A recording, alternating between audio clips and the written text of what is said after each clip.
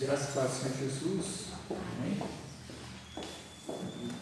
Irmãos, hoje nós vamos encerrar a parte que nós estávamos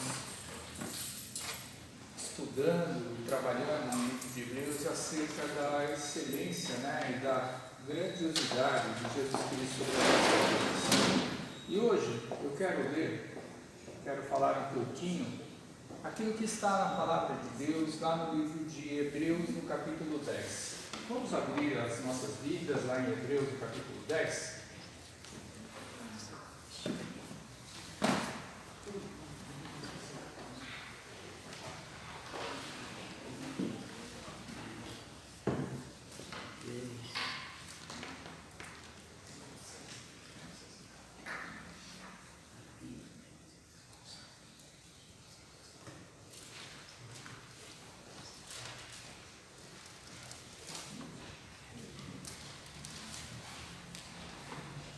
Hebreus no capítulo 10, nós vamos ler a partir do versículo 14 até o versículo de número 25, tá, irmãos?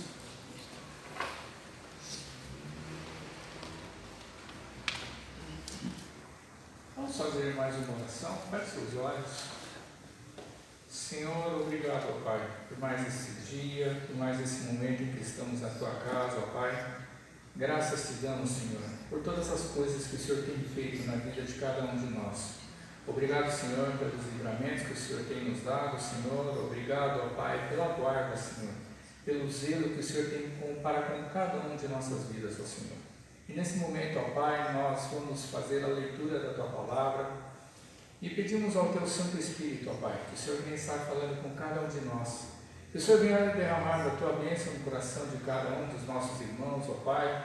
Que todos venhamos a sair da Tua casa, Senhor, cheios, ó Deus, da glória do Teu conhecimento, da Tua sabedoria, cheios, ó Pai, do Teu amor, ó Pai, e cada vez mais, Senhor, com a Tua graça, Senhor, através de Jesus Cristo que nos acompanha em todos os momentos. Obrigado, Senhor. Amém, Jesus. Amém.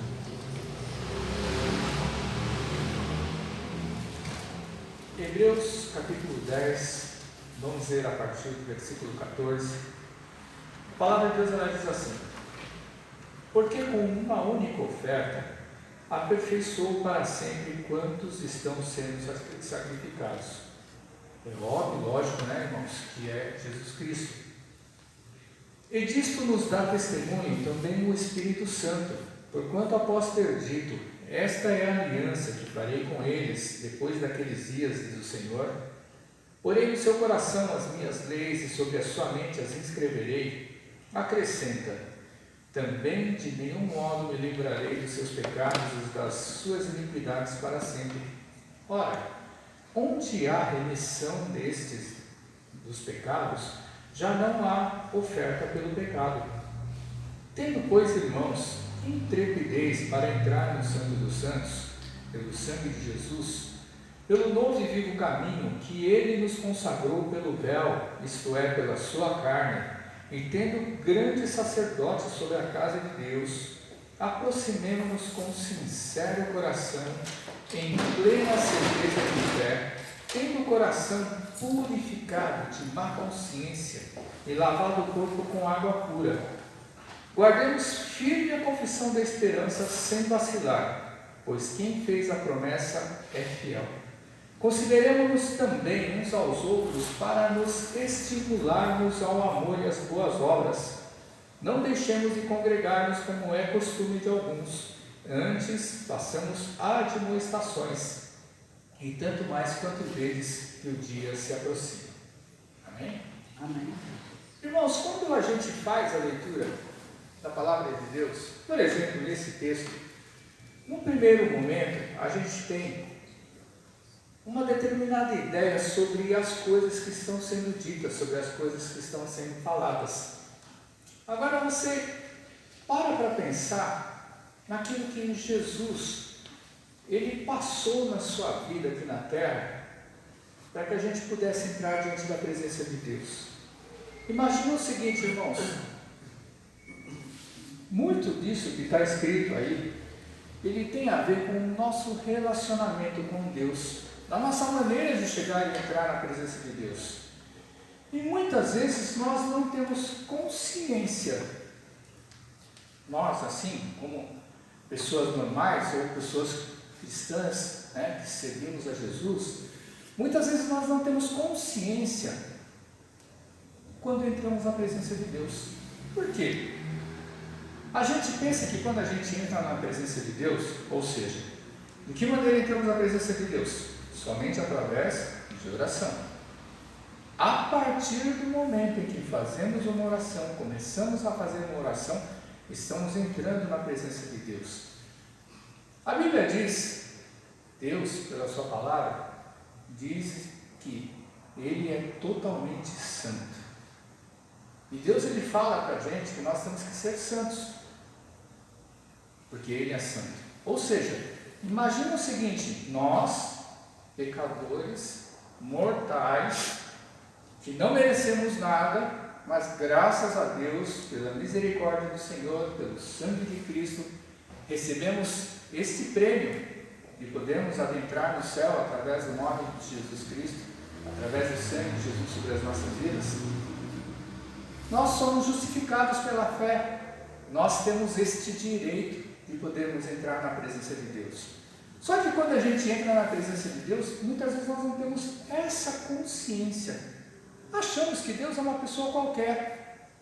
Achamos que Deus, Ele é exatamente igual a nós. E aí a gente inverte completamente o papel. Nós é que fomos feitos e criados por Deus, e não fomos feitos e criados, ou nós não tivemos o mesmo tempo que Deus. E aí a gente começa a inverter a situação, tratando Deus no nível de igual para igual. Agora você imagina o seguinte: quando a gente começa a olhar para Deus, e a gente começa a entrar na presença dEle, se eu for fazer uma análise do meu estado de consciência, se cada um de nós for fazer uma análise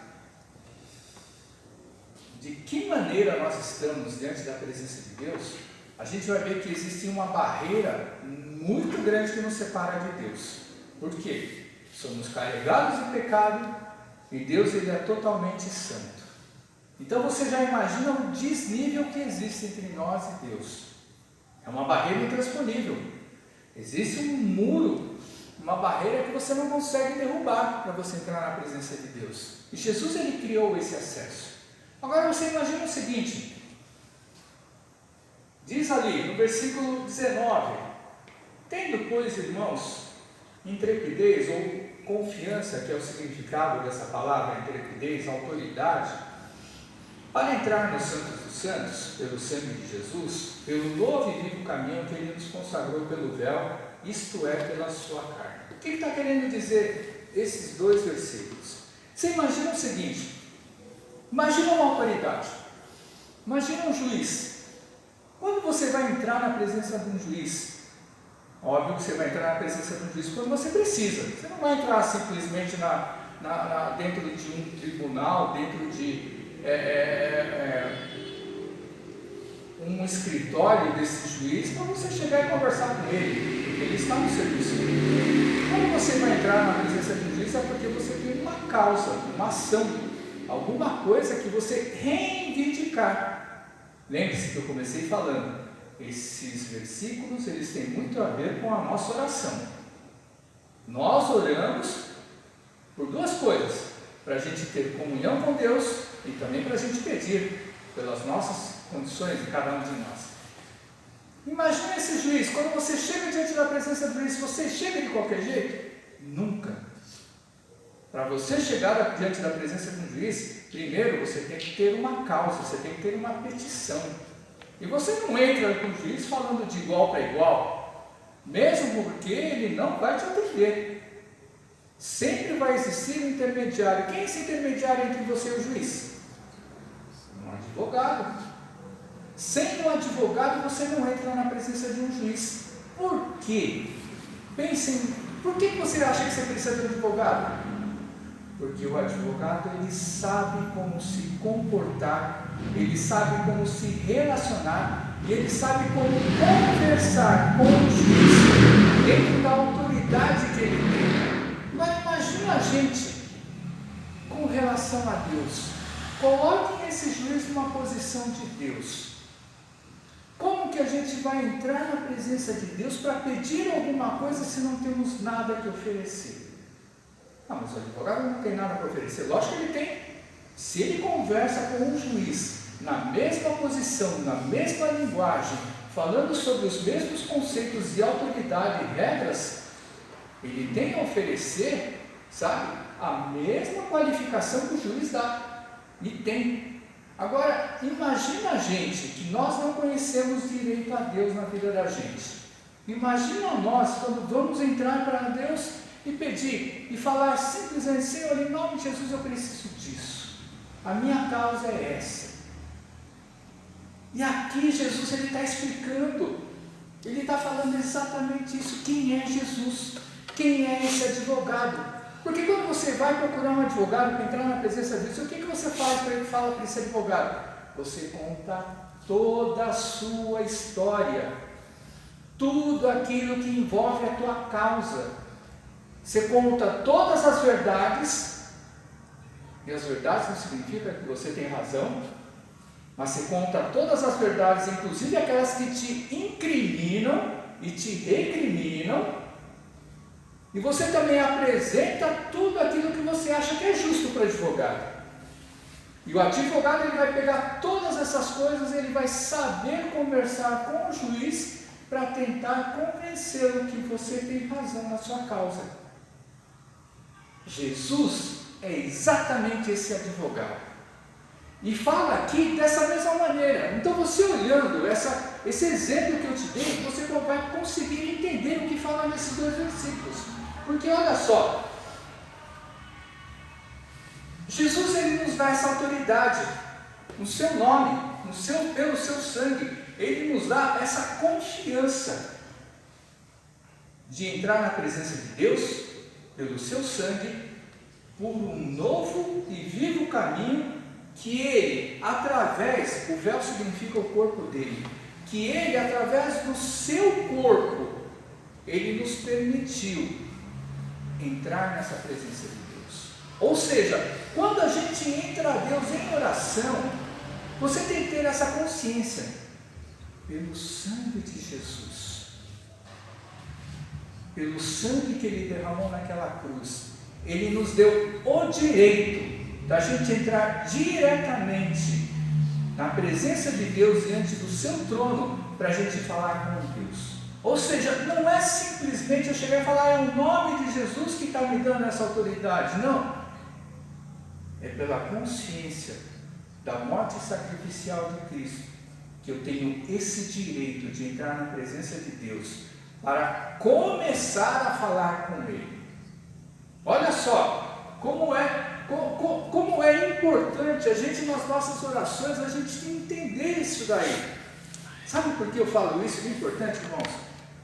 Muitas vezes fazemos as nossas orações, achamos que nós estamos carregados de motivos suficientes para apresentar a Deus as coisas que nós queremos.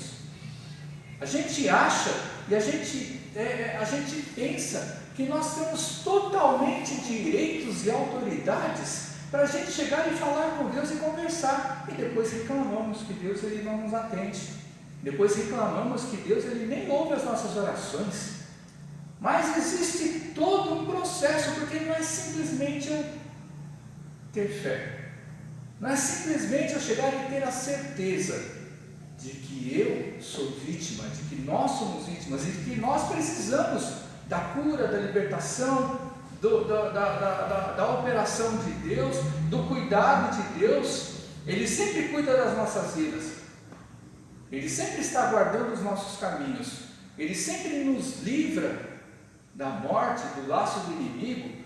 Só que muitas vezes o livramento que Deus, ele não dá, nós nem sabemos e nem imaginamos como Deus, ele nos livra. A gente só sabe falar e reclamar de Deus nas coisas que nós enxergamos, mas aquilo que nós não enxergamos, quando Paulo, ele chega e fala que a nossa luta não é contra carne e sangue, ou seja, não é pelo que você vê, não é pelo aquilo que você está sentindo, não é pela afronta que você está tendo contra as pessoas. Mesmo essas outras pessoas, nós apresentamos nas nossas orações, Mas a luta contra principados e potestades, nós não conseguimos nem enxergar. Nós não sabemos nem porquê. Sentimos uma opressão, mas nós não sabemos nem porquê de onde vem todas essas coisas. Agora, em Jesus, nós temos esse direito e nós temos essa forma, porque ele diz lá que um novo e vivo caminho. Qual que é o novo e vivo caminho? Lembra de antigamente? Lembra lá, estamos falando da religião dos judeus, do Deus do Antigo Testamento. E no Antigo Testamento só existia uma maneira de entrar na presença de Deus, através de quem? Que nós falamos num dos cultos passados, sacerdote. É ele que era o intermediário entre nossos pecados e o nosso relacionamento, o nosso perdão com Deus. Olha para todas as outras religiões que existem aí. Para todas, sem exceção. Olha para todas as outras religiões que existem por aí. Pega a religião católica, que é um grande exemplo. Quando você entra na presença, para você entrar na presença de Deus pela religião católica, quem você vai pedir? Os santos. Você vai entrar na presença de Deus pelos santos.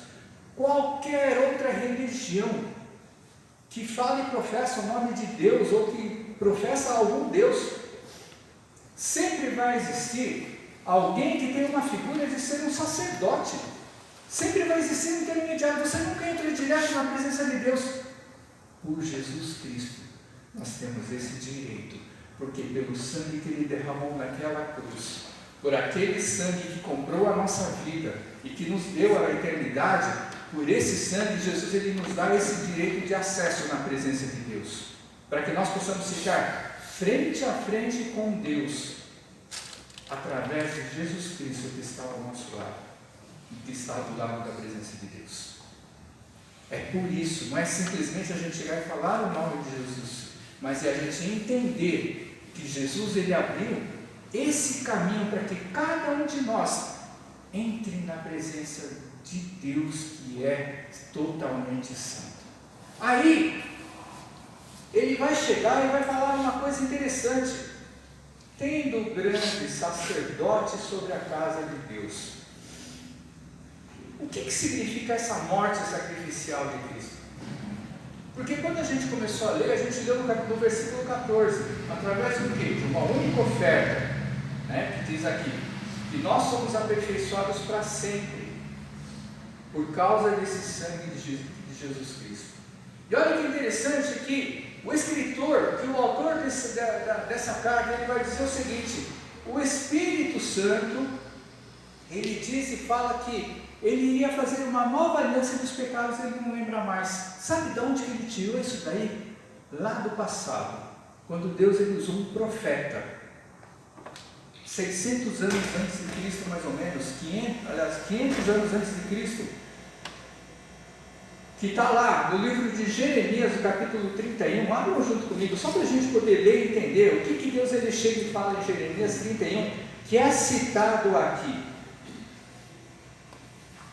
Lá no passado, Jeremias capítulo 31, versículo 31, se você conseguir abrir,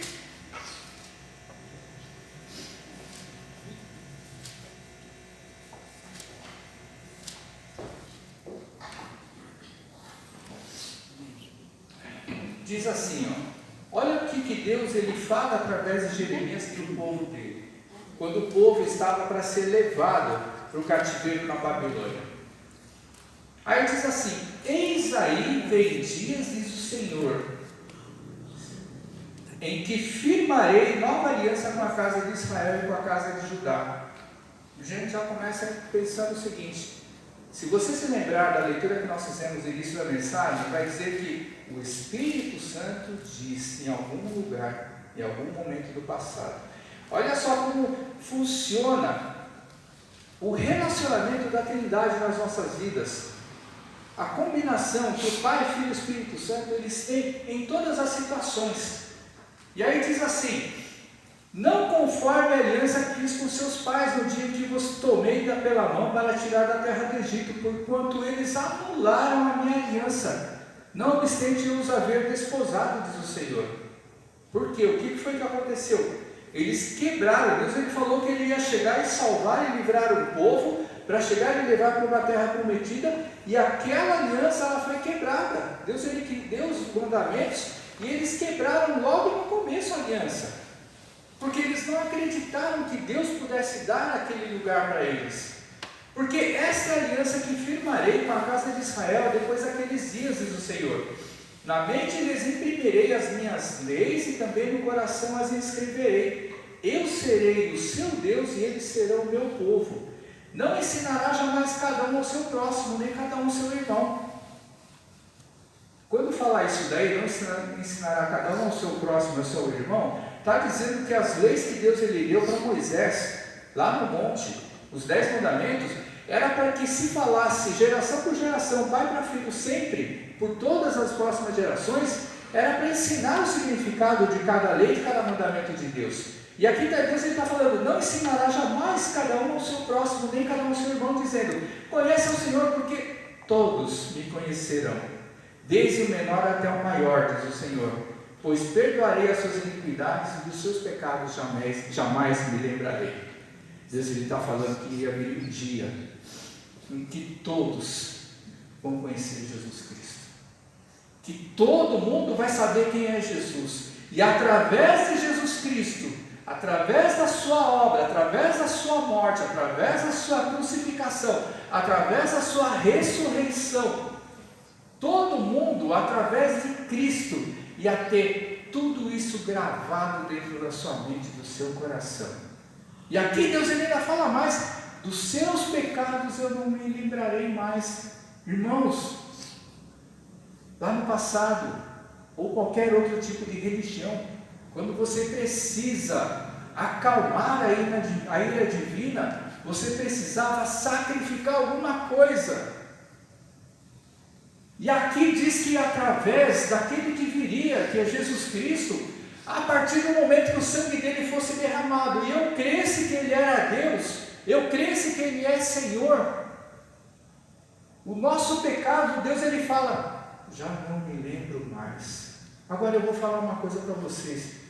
Quando alguém fez algum mal para você, reconheceu, se arrependeu e pediu perdão para você, e você perdoou, você se esqueceu desse mal que esse alguém fez para você? Nunca mais a gente esquece. A gente perdoa, mas não esquece. Não é assim que a gente fala? Eu perdoo, mas não esqueço. Só que tipo assim, eu não quero mais relacionamento nenhum com você, mas você está perdoado. Deus ele chega e fala exatamente o contrário. Agora imagina de alguém que é totalmente divino, totalmente santo, alguém que é criador. Se eu falar e eu crer no meu coração que Jesus, aquele sangue que ele derramou naquela cruz pela minha vida, vai falar que meus pecados estão apagados, irmãos. Olha a confiança que Deus ele está dando através do nome de Jesus Cristo nas nossas vidas. Então Jesus não é simplesmente algum nome ou alguma coisa que a gente declara como uma mandinga, como um amuleto, como uma coisa que muitas vezes a gente chega e aquele negócio da gente deixar, né? A gente fala isso dos católicos, mas tem muito crente que faz isso. Aquele negócio de deixar a Bíblia aberta num salmo, num versículo. Tem muita gente que chega e prega na parede da sua casa um versículo que é uma bênção, e aquilo lá fica registrado. Isso aqui é para me dar sorte, isso aqui é para me abençoar e para guardar a minha vida. Irmãos, a gente fala tudo das outras religiões, a gente mesmo faz essas coisas no nosso dia a dia. Agora, você pode ter escrito, não tem problema nenhum de ter escrito, mas o que vale é você viver aquilo que está escrito. O que vale é aquilo que está guardado na sua vida, no seu coração. O que vale é a gente entender que quando o escritor de Hebreus ele fez essa citação de Jeremias, era para mostrar o quão é importante o significado da morte de Jesus. Então olha só como a nossa oração, não basta a gente ter fundamento de palavra, não basta a gente estar coberto de razão, Não basta a gente chegar e mostrar que a gente é vítima. Não é isso. Isso nós falamos e nós apresentamos diante de Deus. Mas de que maneira eu entro e você tem que entrar na presença de Deus? A oração é coisa séria, a oração não é obrigação. Se for obrigação, eu vou rezar. E não é isso que a Bíblia diz. Não é isso que Jesus ele fala. Jesus ele fala o quê? Que a reza é o quê? Ele chega e não fala rezar, né? Ele fala vãs repetições. Vãs repetições é rezar. É falar aquelas palavras gravadas e batidas que nós fazemos sempre. E nós temos que nos vigiar nas nossas orações, quando nós pedimos e nós falamos com Deus. Porque quando você começa a fazer uma oração batida, irmãos, não faz diferença nenhuma. É óbvio que, pela misericórdia de Deus, pelo amor de Deus que Ele tem pelas nossas vidas, pelo zelo que Ele tem por nós através de Jesus, porque Jesus é o nosso intercessor, sabe? Deus ele vai ouvir a nossa oração e vai fazer. Mas Deus ele quer mais de nós. Deus ele quer mais de cada um de nós. E aí Ele vai continuar. Ele vai continuar e Ele vai falando ali que através de Jesus, né, começando no versículo 21, Ele vai falar 3 coisinhas, 3 palavrinhas que são extremamente importantes, só para a gente começar a orar para Deus. Só para a gente começar. Ele vai dizer assim: aproximemo-nos com sincero coração, em plena certeza de fé. Coração purificado de má consciência e lavado o corpo com água. Irmãos, quando a gente chega e se aproxima de Deus na nossa oração, isso é fácil, não é difícil. Porque a partir do momento em que você dobra o seu joelho, você se fecha no seu quarto, no seu canto, ou você, isolado de todo mundo, você começa a orar a Deus, isso você está se fazendo. Só que olha só as condições que Jesus, que o Escritor ele vai dar, que a palavra de Deus ela vai dizer, e como nós temos que nos aproximar? Sincero coração. O fato de você ser vítima, o fato da gente ser vítima, não significa que eu tenho um coração sincero, porque eu já estou começando a carregar a minha razão. Então, quando fala em sinceridade de coração, quando fala a gente chegar e ser humilde, nós temos que ser reais. Nós temos que ser simplesmente, sabe, nós descarregados de nossa razão, sem nada da nossa razão. Plena certeza de fé. E aí vamos falar novamente de Hebreus capítulo 11, versículo 1. Fé é o firme fundamento das coisas que se esperam e prova daquilo que a gente não enxerga. Fé é aquela fé que Abraão teve, quando Deus falou para ele que queria ser pai de muitas nações, e ele morreu sem enxergar nenhuma nação na sua mão, mas ele tinha certeza, porque Deus tinha falado para ele: você vai ser pai de muitas nações, mas você não vai ver isso. Gerações para frente vão passar, centenas de séculos e séculos vão passar, e aí você vai começar a contemplar. Sabe o que Deus estava falando para Abraão? Pô, mas se o cara viveu 175 anos, como é que ele ia enxergar? Centenas e centenas de anos depois, as coisas que iam acontecer na sua vida. Sabe o que Deus estava querendo dizer para Abraão e que vale isso para nós? Ele estava querendo dizer que Abraão, para Deus, nunca iria morrer. Ele morreu aqui, mas para Deus ele estaria sempre vivo. E Deus, ele fala isso através de Jesus Cristo para nós. Por mais que a gente venha a partir desse mundo, nós vamos estar sempre na presença de Deus, porque nós vamos ser eternos. Ele nos prometeu isso. Então, a certeza de fé é exatamente isso. A fé é você acreditar naquilo que você não está enxergando, que Deus ele falou que ia te dar isso, e deu isso para você se você creu em Jesus Cristo. Falando mais ainda, coração purificado de má consciência e lavado o corpo com água pura. Como que eu vou conseguir? Como que você vai conseguir? purificar o seu coração e você se lavar com água pura. Quando ele diz lavar com água pura, ele está falando lá no passado, no sacerdote. O sacerdote, para ele entrar na presença de Deus, durante 7 dias, para ele chegar e entrar lá no Santíssimo Lugar, dentro do tabernáculo, ele tinha que ficar 7 dias se purificando. 7 dias isolado do povo, 7 dias isolado da sua família, 7 dias somente em consagração. Imagina ficar 7 dias em consagração, irmãos. Sabe quando chega e fala para você, você tem que se consagrar a Deus? E aí você, não sei se você já fez isso alguma vez, mas quando fala que você tem que se consagrar a Deus, você imagina o seguinte, uma coisa, não é parecida, mas uma coisa assim, imagina quando alguém chega e propõe para você, ou você se propõe fazer um jejum por alguma causa diante da presença de Deus, e você se abstém de comida e água, comida e bebida. Faça um jejum por 12 horas.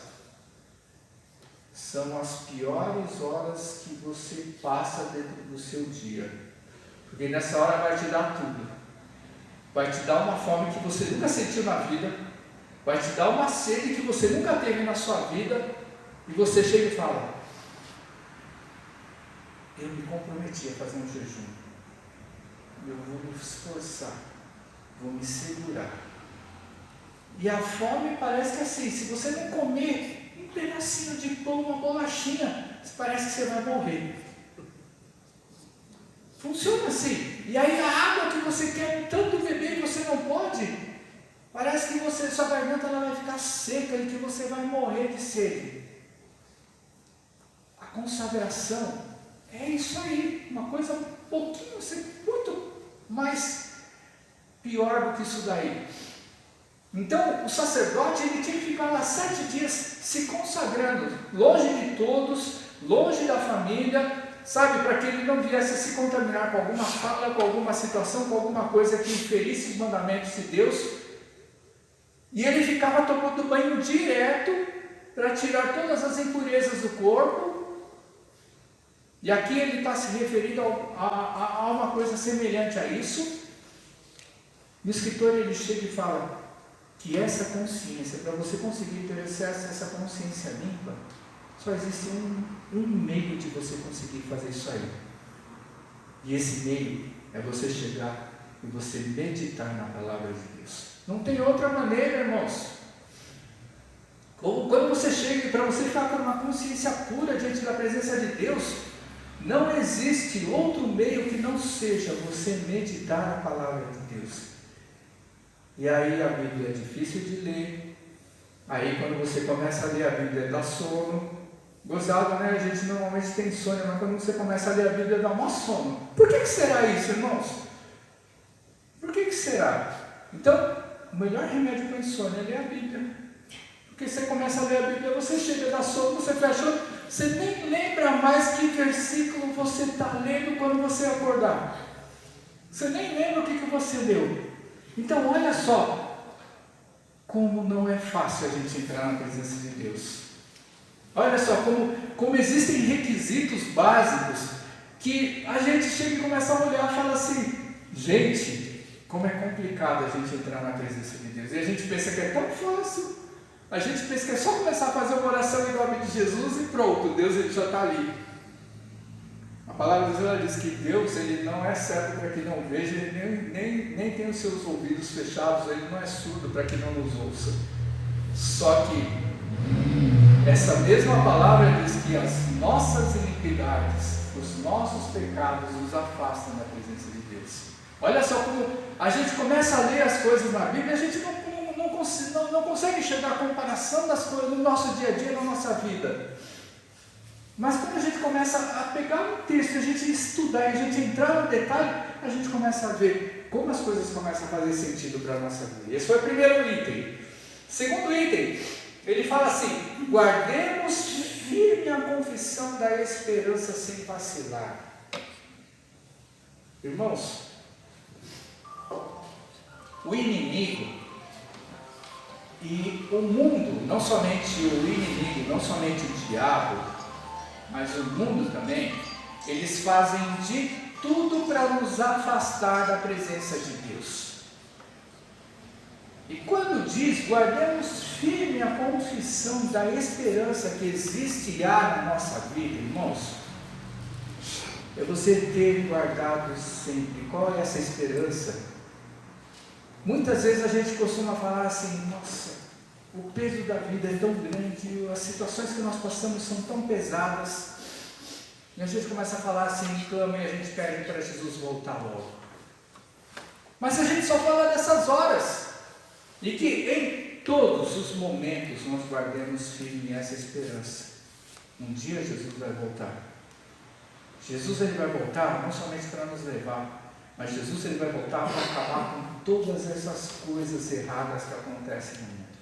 Jesus vai voltar para acabar com toda essa farra que o inimigo está fazendo. Jesus ele vai voltar para acabar com tudo aquilo que não está de acordo com a presença e com a palavra de Deus na nossa vida.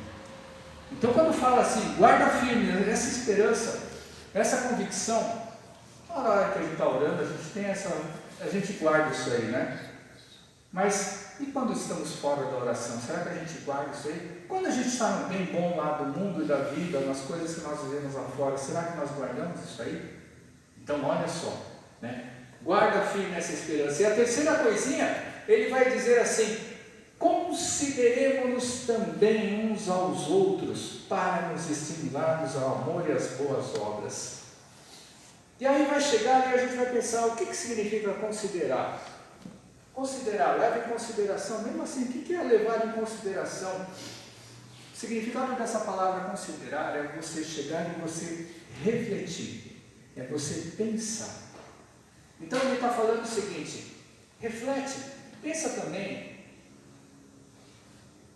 Ele está falando acerca de nós aqui entre nós aqui como irmandades, nós aqui como comunhão, nós como povo de Deus, nos estimularmos ao amor e às boas obras. Aí a gente começa a pensar, estimular amor. Você começa a amar alguém do nada? Você começa e você imagina assim, você era uma pessoa que você nunca viu na vida. E Deus fala, você tem que amar aquela pessoa. Você ama essa pessoa do nada? Irmãos, é só você chegar e você lembrar de alguma pessoa que você ama ou que você já amou na sua vida. E o amor que eu falo não é amor de homem para mulher, de marido para mulher, de namorado para namorada. É amor, vamos falar assim, o amor de Deus ou o amor de pessoa. Você só consegue amar alguém a partir do momento em que você conhece esse alguém. A partir do momento em que acontece alguma coisa que você pensa assim, poxa, esse cara, essa moça, essa pessoa parece ser legal. Você só começa a amar e você só começa a se relacionar com alguém a partir do momento em que você se simpatiza com alguma coisa que ela tem, que ela faz, que ela fala, com alguma coisa que é do jeito dessa pessoa. E aí você começa a amar e você começa a simpatizar com essa pessoa. Então essa frase que diz, consideremos uns aos outros em amor, para nos estimularmos ao amor e às boas obras. Ele está dizendo que para você amar alguém, irmãos, você tem que cutucar alguém. E não existe isso que a gente fica falando dentro da igreja, que anos e anos eu ouvi falando que, não só eu, mas acho que todos aqui aprendeu, né? Que você tem que chegar e você amar o seu irmão, você tem que declarar isso. Como eu posso dizer que eu amo o meu irmão ou a minha irmã e eu não demonstro isso em atitudes? Não existe, irmãos. Falar que você ama um ao outro no culto, falar que você ama um ao outro na hora que você está ceando e você troca o cálice, como é o costume de muitas igrejas, as igrejas pelas quais eu passei era assim, não significa nada. Significa uma coisa extremamente superficial. Amor, estimular amor, significa o estimular, é você cutucar esse amor. Ou seja,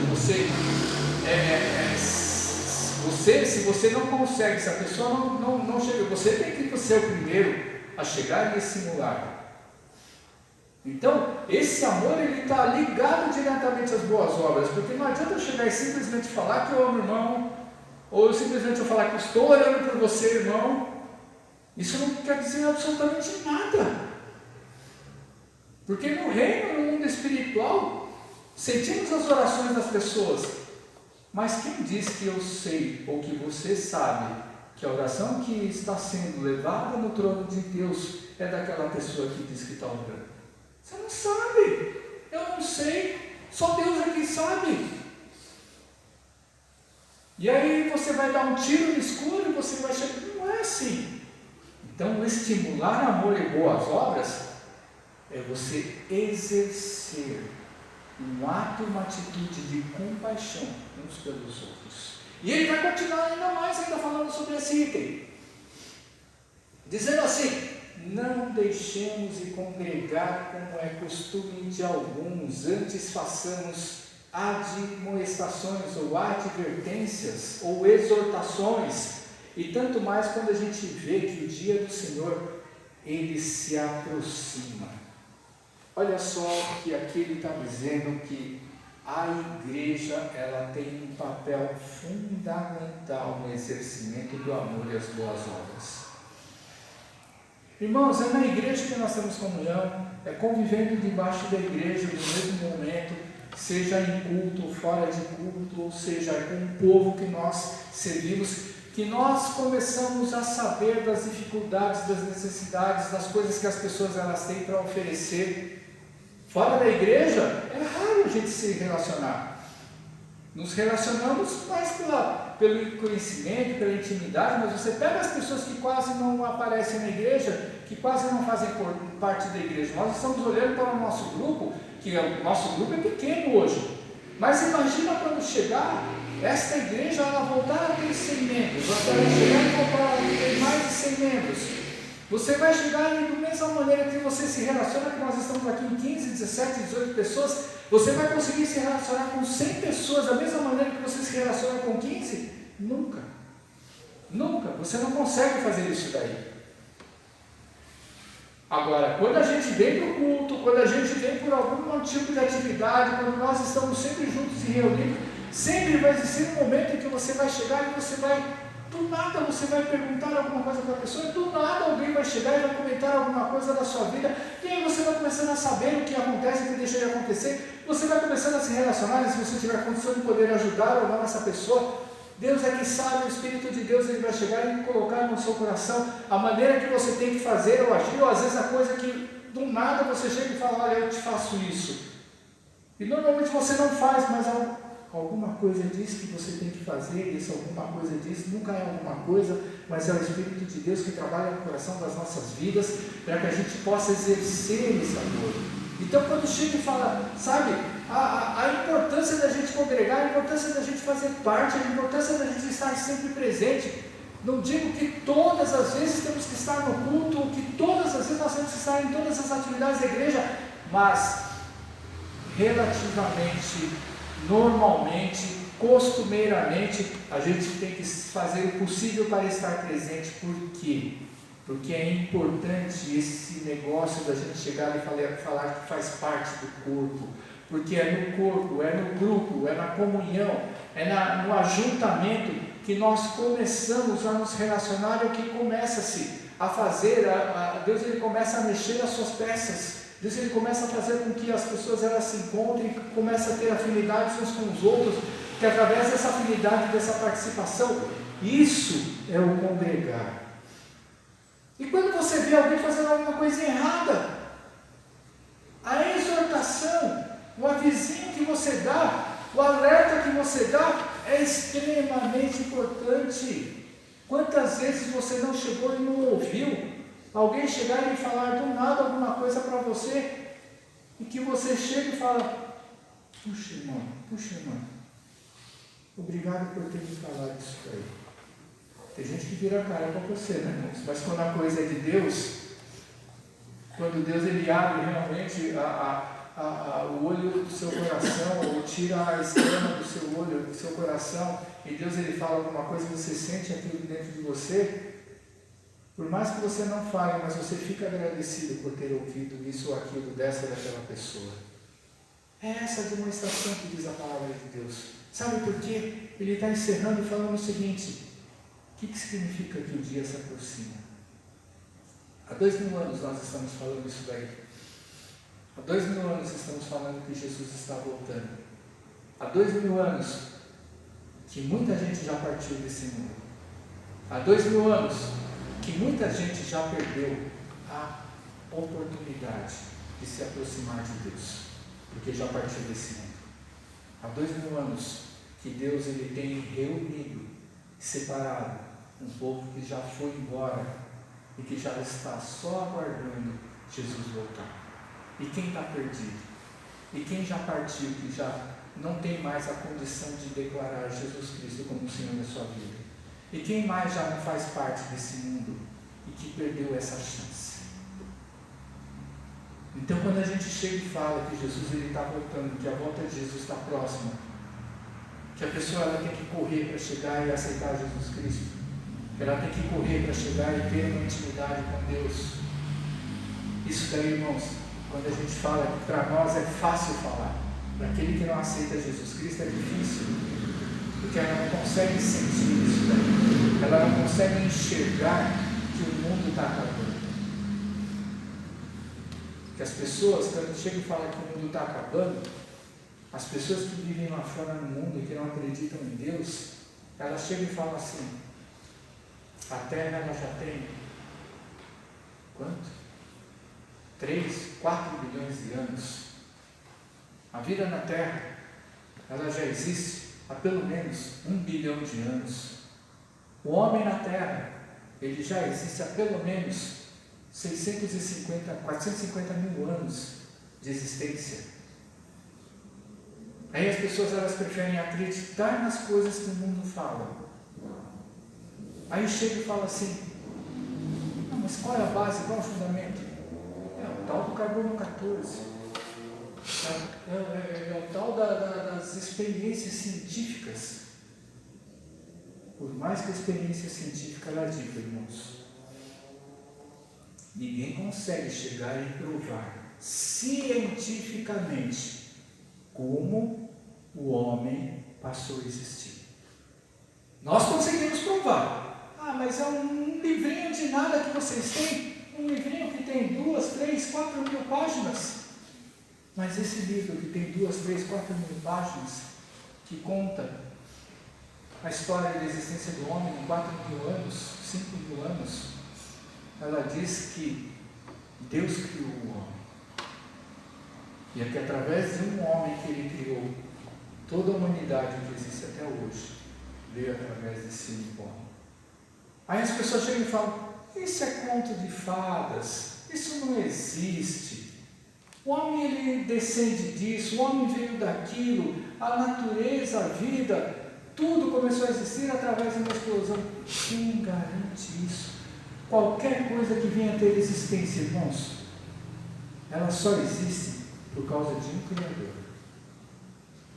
Qualquer coisa que você chegou e você viu alguém inventar, alguma coisa que existe, o inventor da roda.